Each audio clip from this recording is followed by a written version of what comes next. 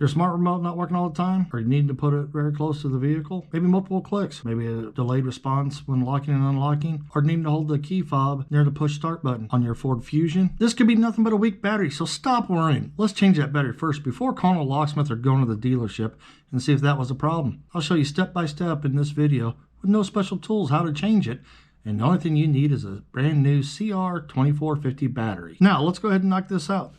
Take your remote, and you'll notice at the opposite side of your keyhole, you've got that little button right there. Push that bad boy in, and when you do, the emergency key will come out. Take the tip of that key,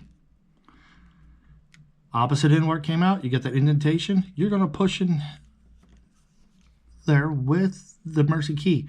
Now, be mindful, sometimes these do pop open and the batteries go flying. So you're going to take it, twist it, you got it in, twist it again. This one didn't come up all the way, so we're going to use our fingernail and gently pry the two halves apart, and you notice the battery wanted to come out. So dump that battery to the side. Let's go grab it, that one. Then you notice it's a CR2045. Take your battery and you're going to slide it in, push down, but you notice it doesn't want to stay in. Don't worry.